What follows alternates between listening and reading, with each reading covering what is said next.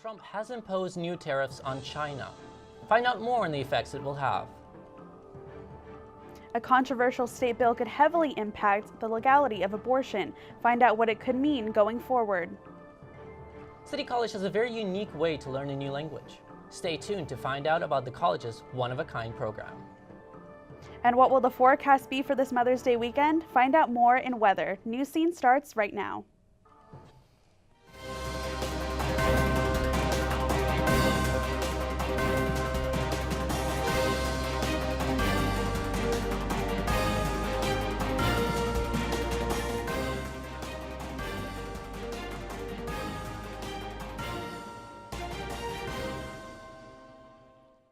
Good evening. Welcome to this week's edition of Newscene. I'm Edgar Itkevich. And I'm Marissa Gonzalez. The biggest story right now is the ongoing tariff negotiations with China. Shonda Walker has more. Today, the Trump administration increased tariffs on $250 billion worth of Chinese exports. Tariffs are increasing from 10 to 25%. Negotiations have been held with the Chinese officials for the past 2 days, but no trade deal has been reached. China is now threatening to retaliate. After the latest round of negotiations, Trump said he remains committed to a deal. I did get last night a very beautiful letter from President Xi. Let's work together. Let's see if we can get something done. But they renegotiated the deal. I mean, they took, whether it's intellectual property theft, they took many, many parts of that deal and they renegotiated. You can't do that. The tariffs won't affect goods shipped before Friday. It may also take as long as 3 to 4 weeks to take effect. Still, U.S. companies are concerned on Chinese good prices that they'll increase, and those prices will likely be passed on to consumers. Markets are hoping a trade deal can be reached. Asians and American stocks plunged earlier this week over concerns of an escalating trade war. But stocks are rebounding after the trade talks were called constructive, making up for earlier losses this week. The Dow dropped nearly 500 points on Tuesday, the second biggest drop this year. Trump says the U.S. is losing $5 billion a year in trade to China, and that cannot continue. What we're seeing is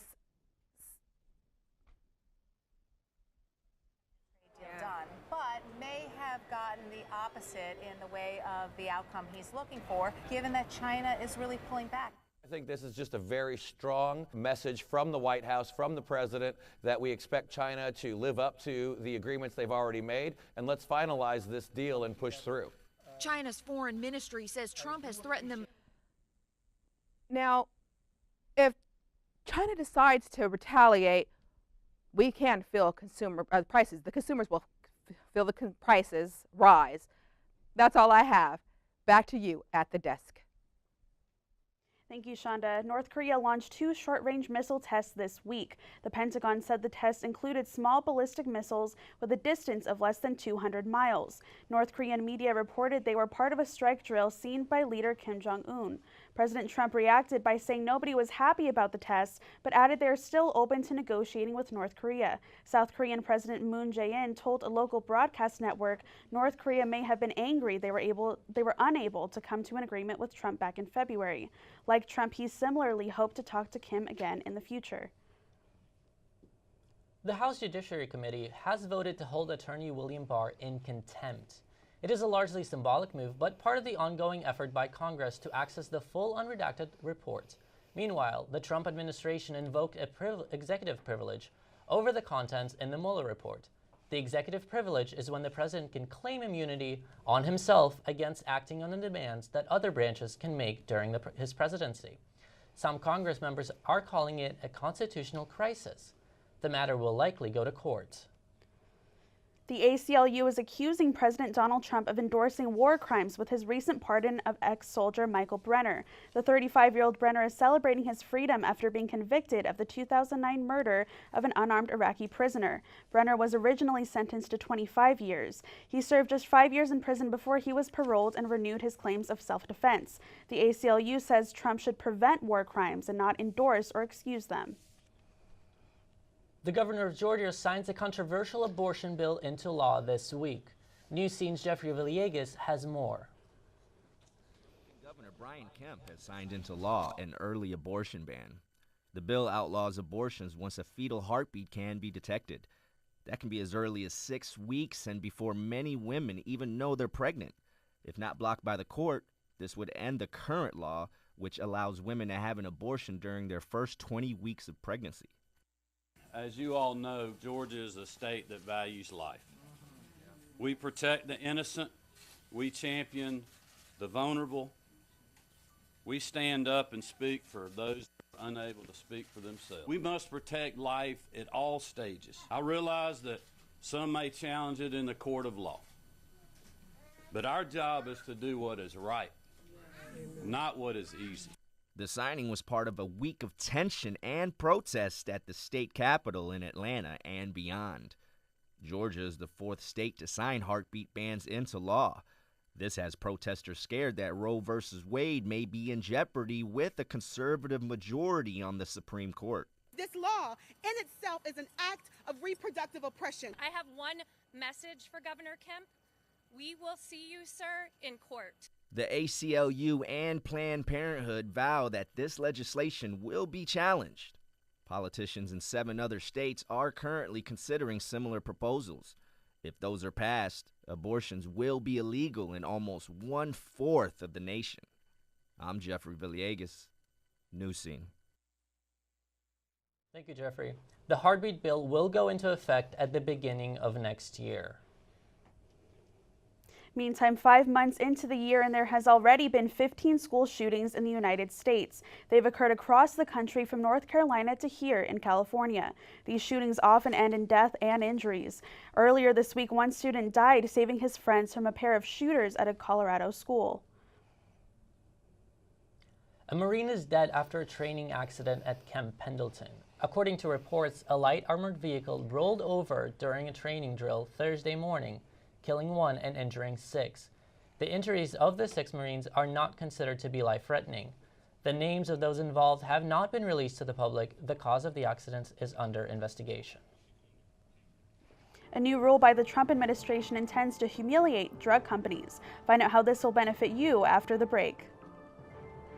And when will the City College cafeteria be finally open? Find out the answer after the break.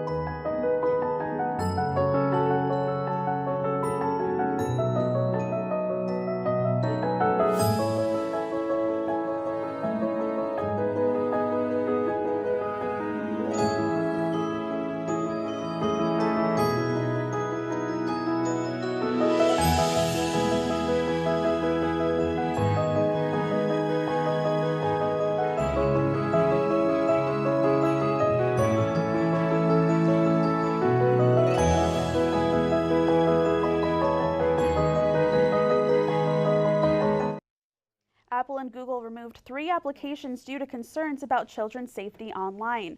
Dating apps Meet24, Meet4You, and FastMeet were in possible violation of laws protecting the personal information of children.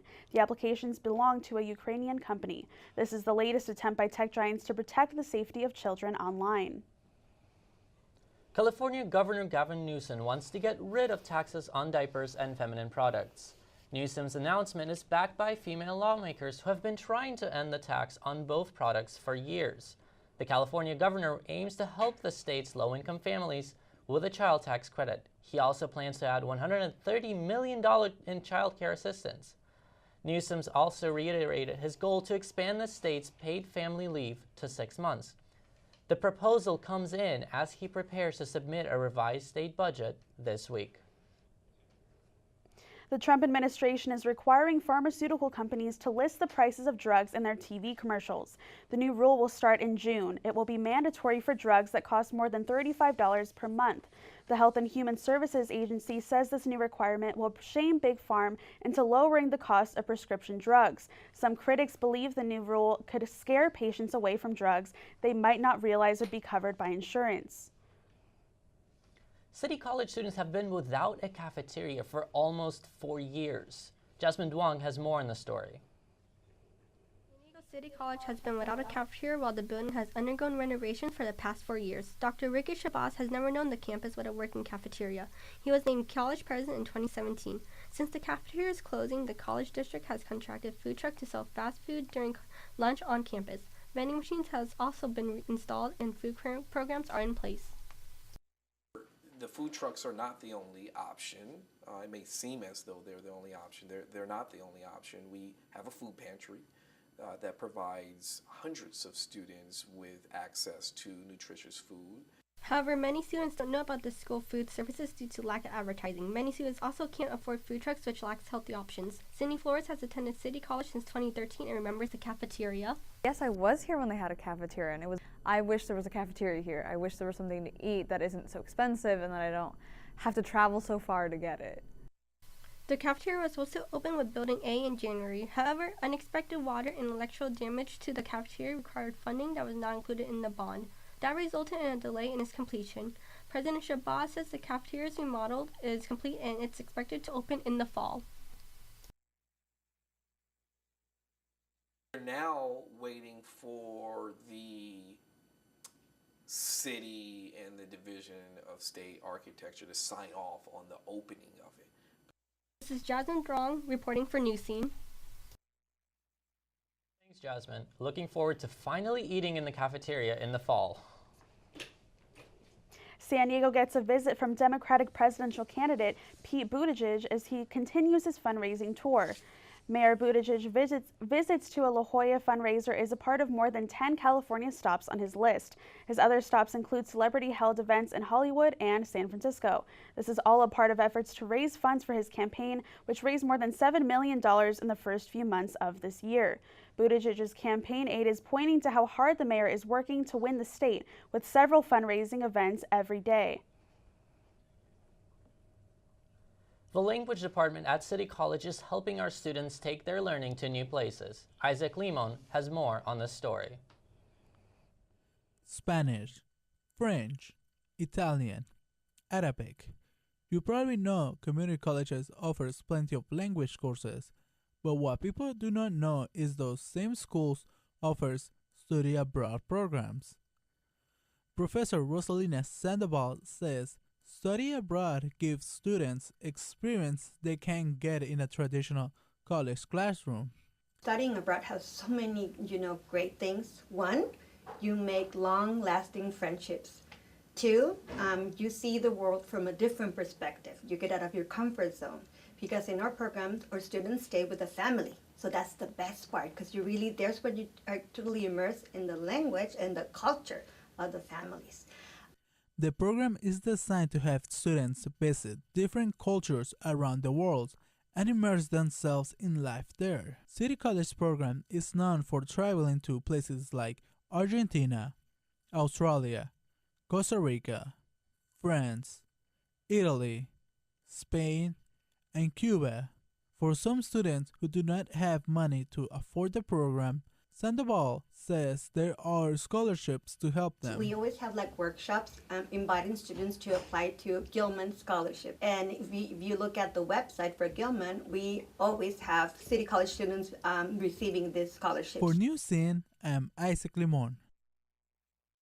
More information on the study abroad programs on our campus can be found at sdcity.edu. And from golf to baseball to horse racing, it's been a busy week in sports. Here's Iowa Elise to fill us in. Thank you. And emotional Tiger Woods accepted the Medal of Freedom this week from his longtime friend and business partner, President Donald Trump. The medal is the highest civilian honor given by a president. The president gave the pro golfer the medal in light of his incredible personal and professional comeback. Woods has an extremely successful career, including winning his 5th Masters last month and 81 PGA tours. However, his success has come with lows. In recent years, Woods has to recover from serious physical injuries and public embarrassment about extramarital affairs. Now, the 145th Kentucky Derby continues to make news nearly a week after the winner was disqualified. The jockey who rode maximum security across the finish line first, only to later be disqualified, has hired a lawyer. Luis Saez hasn't formally been disciplined for interfering with other riders, but he is ready if the call comes. Stewards of the Derby reviewed video and said maximum security made contact with another horse, which is a disqualifying offense. Longshot Country House was later named the official winner. In baseball news, Oakland A's Mike Fiers pitched the first no-hitter of the 2019 MLB season on Tuesday. This is the 300th no-hitter in the history of the league and the second of the pitcher's career. Fiers had to wait 98 minutes to start the game because of lighting problems in the stadium. But once the game started, Fiers went the distance, needing 131 pitches against the Cincinnati Reds. After the games, Fiers was quoted as saying, "I'm just glad they got the lights working." Incredible, right? All right, moving on. Move over March Madness. The newest college sports tournament may not involve a ball or a hoop, but its popularity is surging. ESPN is hosting its first collegiate eSport championship in Houston. The worldwide leader in sports will be hosting 100 student gamers from 20 colleges from across the country. Competitors will be playing games like Overwatch and Street Fighter V in the hopes of winning scholarships. The games begin today and run through Sunday. And if you can't make it to Houston, don't worry, you can stream the finals on Twitch, which I know some of us will be. Now, while ESPN is hosting college esports competitions, Super League is expanding its presence into amateur esports. Now, Super League hosts city-level tournaments across the country for games like Clash Royale. It's also expanding its events into movie theaters thanks to a new partnership with NetLevel. Now, NetLevel provides high-speed fiber optic networks to 4,000 theaters across the country for concerts, live sporting events, and of course, esports. Seems like a match made in heaven, right? Okay, now wrapping it up, the school year is winding down and so are the postseasons for our Knights. We just got an update that unfortunately City College beach volleyball pair Monet Barone and Deanne Shaw did not make it to the final round in state, but good luck. I'm glad they made it this far. That's it for news. Back to you at the desk. Thanks, Ayo. City College Athletics is also hosting a 20th annual Harry West Golf Tournament at Sichuan Casino. And coming up after the break, Denver has decriminalized another drug. Find out which one after the break. And the Met Gala was held this week. Check out the eye-catching looks from some of your favorite celebrities after the break.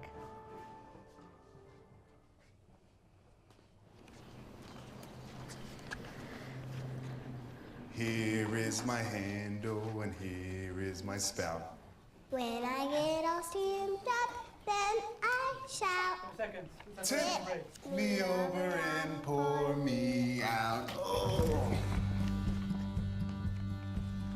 It only takes a moment to make a moment. Cheers. Take time to be a dad today. Denver voters have passed an initiative to decriminalize hallucinogenic mushrooms. The measure doesn't make mushrooms legal, but does reduce criminal penalties for personal possession. The ballot initiative claims mushroom usage correlates with a reduction in violent crime, depression and suicide, and opiate abuse. The measure barely passed in the final tally after early reports claimed it failed. You may remember Denver was the first city to decriminalize marijuana in 2005. And it looked more like a Las Vegas production and less like a college campus last night here at City College. And it was all because a theater class had their Cirque de la Men show. Andrea Singer's makeup and special effects class created looks inspired by a mix of circus and fantasy. The makeup artists covered their models with body paint, fake hair, and prosthetics. They gave them fake eyes, fake teeth, and even brains made of gumballs. That's crazy. The whole process of creating such fantastical and colorful creatures took hours. Later, the work was displayed in the Black Box Theater in front of a packed house. A royal couple has some good news, and one amazing gala was held in New York. Jesus Lopez has the latest scoop in entertainment. Well, thank you guys, and that class of special effects I needed because Halloween is coming right out. But the Duke and Duchess had a baby. The Duke and Duchess of Sioux Falls, and they're proud parents of a baby boy. The name of the new baby boy, it is Master Archie Mountbatten Windsor. They are ditching out the tradition and they're going with Master instead of a Lord. And he's the 7th in line to actually be in the throne for the British throne, the 7th in line. So that's great. Well, he has a life to live and a lot of silver spoons to be fed. Now, did you know that the Met Gala or Gala is an annual fundraising party, or I should say party, that dates back to 1948. The gala is a way to fundraise for the Custom Institute of New York City's Metropolitan Museum of Art. Once upon a time, it was just $50. Now, forget about those $50. You have to know someone to get there. Now it's considered the crown jewel of New York City high society. The gala is known as one of the most exclusive social events in the world and the biggest fashion fundraiser in New York City. From its humble beginning, well, I should say 70 years ago, fast forward to 2019, the gala is surpassing $200 million. And that means that, hey, we need that lot of money to upkeep those historical artifacts. Now, we continue on that note. This year's theme was camp.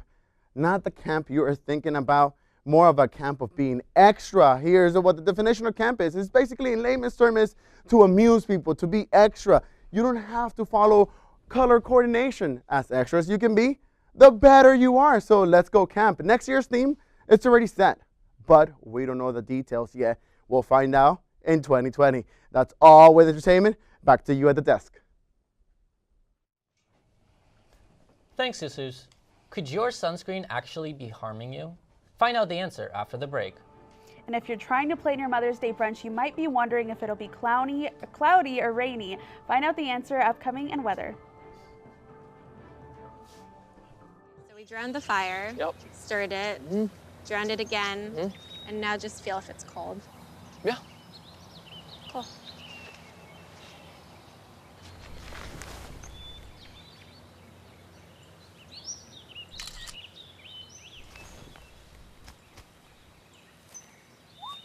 Smokey just gave me a bear hug. I know. I already posted it.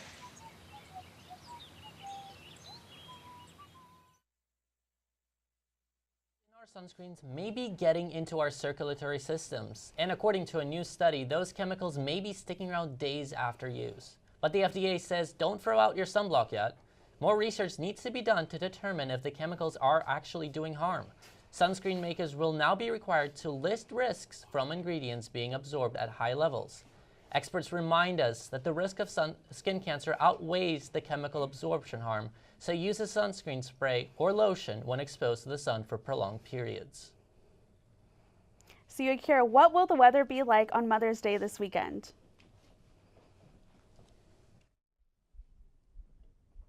Yes, Mother's Day, the weather and Mother's Day, what a perfect combination for this weekend.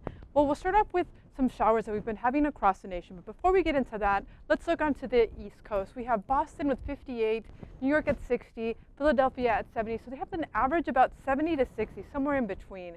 But the warmest weather will definitely be down for those in Florida. As we can see, Miami 85, Atlanta 74, and Jensen 67. So as we can see, it's a little bit of mixture down in the southeast corner. But as we move on to the West Coast, let's take a little look at that. We have Boston, New York. Oh, sorry about that. We have Portland, Boise. See, all these weathers just got me all mixed up. Now I'm twisting and turning. Oh no, but it's okay. Let's go back to Portland, Seattle, Boise. Again, those 60s, 70s. We're having not too much sun, a little bit more of that rainfall. And as we move down to California, here, our home Golden State. We're not too golden today. We're a little bit on the greener side, hence the wonderful scenery that we have in those areas. San Francisco 59, 61 Los Angeles, and 61 here in San Diego. Again, that's that rainfall, and I'll get into this in just a little bit, but we have this whole pressure system that's going from Los Angeles all the way down into the East Coast, and again, it's all those rain and the showers. The worst of it all is down in the Gulf of Mexico, down in Texas. They're receiving more of that thunder and the lightning, so definitely we'll have to send all our best wishes out there to make sure everyone stays safe. We don't want to cause any of that dangerous weather. So let's move on to weather here in San Diego, the county. Mount Laguna, Julian, Campbell, again, we're experiencing those low temperatures, especially for here in San Diego. Definitely out of the ordinary per se, because we're used to those 80s, 90s, but we're getting into those 50s right now. So again, Ramona, Escondido, Northern County, they're getting a little bit of that 50, 60, the average temperature again. And then down for us at the coast, we have Chula Vista and San Diego City proper, those 60s. So again, it'll be a little gloomy, so make sure you get some of that cup of tea and that snuggly weather for Mother's Day. But let's keep going. We're not done just yet. We're going to go into that in just a second. So I'm just going to give you the forecast for the next 3 days. We have the coast will experience a high of 68. Saturday, the same. And the same with inland, 68, 69. So again, those like 60s, 70s. And then they drop down in the evening, but not too much, just into the 60s. So we'll be okay. Then as we move on to the rest of the week, we'll see that Sunday, Monday, Tuesday, Wednesday, we'll hit those high 70s. So hopefully we'll get some of that sun back into our city of San Diego. So let's move on to the next. Again, I'm talking about that coast, inland, and mountain area, the 60s. It's just a 60 degree weather kind of day. Well, that's all the time that we have for weather. Have a wonderful Mother's Day. Snuggle weather. Make sure you give tons of hugs and the hot cup of cocoa. Now back to you at the desk. Thanks, Akira. And finally, for all the mothers out there, this Mother's Day weekend, take a look at this. It's a great Mother's Day story. A graduating mom named Sharonda Wilson was looking forward to receiving her diploma from Ferris State University in Michigan. But on that same day, her son, Stephen Wilson, was also graduating from Central Michigan. So Sharonda, like the good mom she is, decided to skip her graduation and attend his instead. When both campuses realized the situation, they came up with the idea of graduating them together at Central Michigan. Sharonda earned a bachelor's degree in business administration, while Stephen finished with a BA in music theater. Stephen stated being able to graduate alongside his mom made his monumental day more memorable.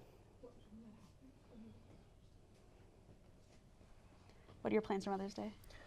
I'm gonna clean the house and take out the trash, do the laundry, all those things. Our plans are very different. Today is Mexican Mother's Day, so make sure you're looking out for that if you celebrate it. But that's all for this week's episode of Newscene. Tune in next week for all your local, national, and international news. I'm Edgar Itkevich. I'm Marissa Gonzalez.